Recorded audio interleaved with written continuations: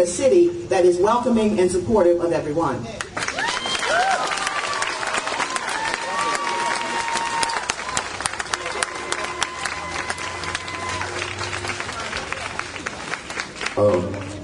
I want to ask somebody from the community.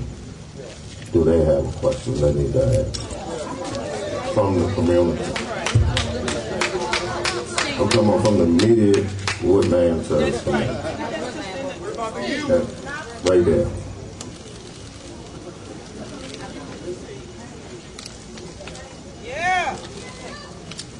Excuse me. Good morning. My name is Edna McManus, and I'm right in the Woodland community. And my questions and concerns is basically with regards to district government employees who are injured on the job. There are no benefits allowed for those people.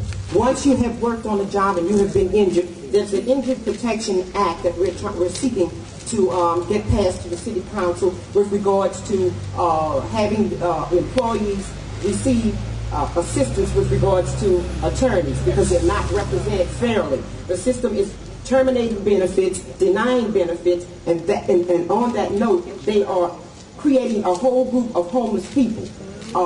After having worked in the district government for several years, for 19 years, I have found that there are no attorneys available and we're without income in this area. My question basically is, with regards to administrative orders that's passed by the administrative law judges, there is no enforcement of these orders. I hold to date a order from a judge that did not terminate my benefits, and I cannot get paid because there is no procedures in the district government that allows enforcement of his orders.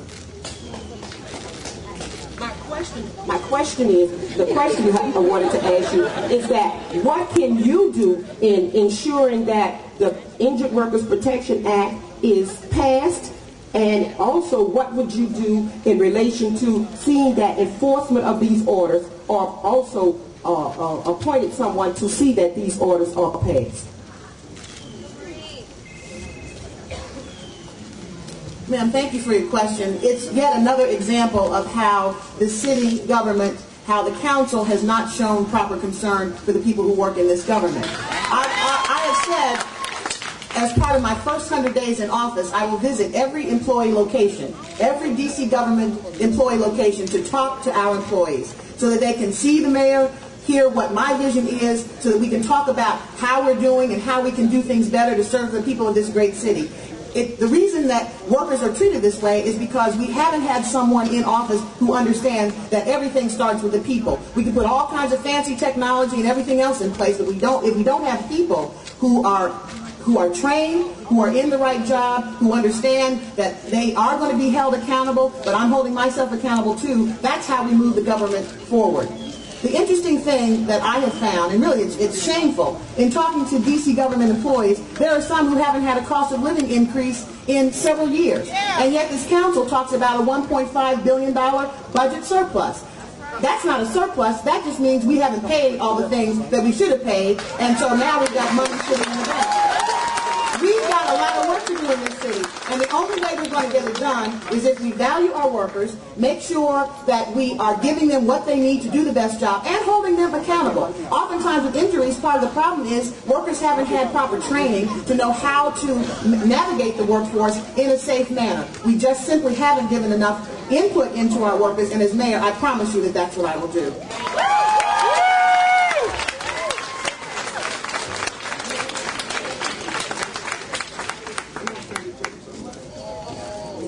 I really agree with one of the things said in the question.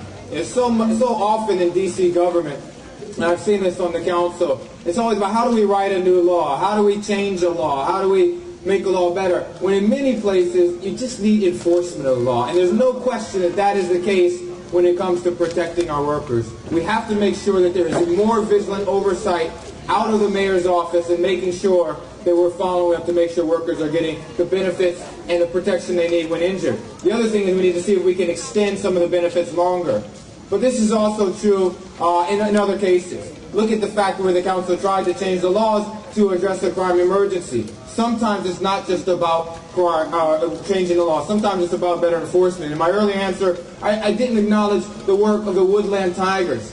This is another proactive thing that can be done in the community. The Woodland Tigers work with young people in this community, making sure that they have positive things to do, but they get very little support from the District of Columbia government. Going forward, the Recreation Department, Children's Youth Investment Trust Corporation have to support these organizations better. We can't just allow nonprofits and volunteers to do all the work to keep young people out of trouble in this community. The government should be helping them as well, and I will as mayor. Thank you very much.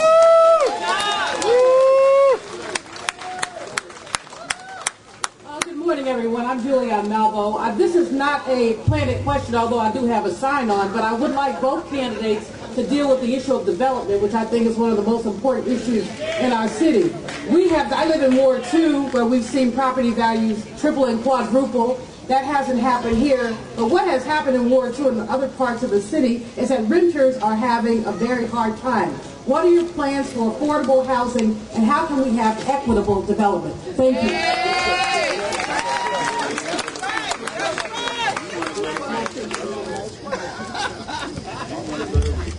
One of the keys in developing affordable housing is to have a plan.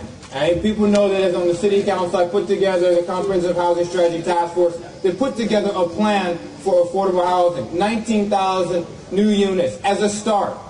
And included in that is resources from the Housing Production Trust Fund, rent supplement bill, rent control, and others, and the housing and community block grants.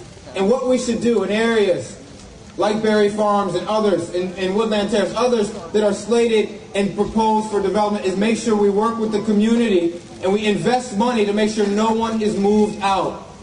That is so critical in these areas. It's such a critical priority for the residents of the District of Columbia. That is what we should use additional dollars in the Housing Production Trust Fund and surplus dollars for. We want to make sure that affordable housing, the crisis that it is, finally gets the priority of government. As we redevelop Martin Luther King Avenue or Minnesota Avenue or any other avenue, we should do it by starting with building affordable housing. We'll do that in my administration. Thank you very much.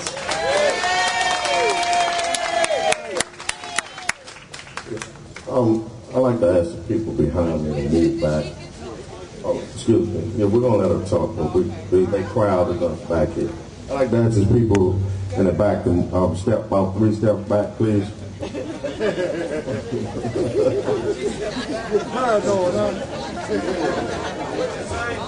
Yeah.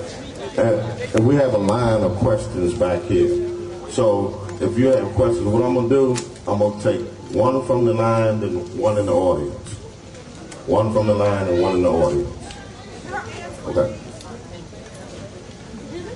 Yeah, I couldn't agree with Mr. Fenty more that we need more affordable housing. But the sad fact is this city has been in the throes of an unprecedented building boom. There's been no more development anywhere in the country than right here in Washington, D.C. And we're coming toward the end of that with a crisis in affordable housing. Because nobody in political leadership raised their hand and said, wait a minute, we got to make sure this city is for everybody. And the people of all income levels can live here.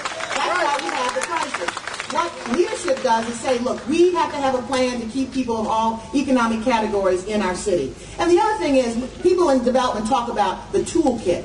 There are tools, community development block grant funds, tax increment financing, on and on.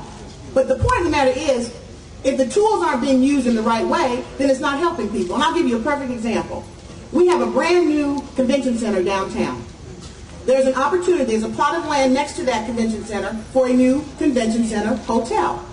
Now, anybody in the hotel business who's worth anything would give anything to be able to build the hotel that's right next to a convention center. That's pretty much as good as it gets in the hotel business.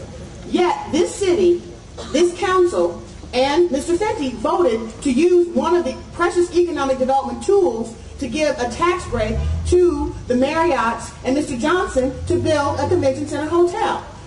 As mayor, I will use those precious tools for economic development.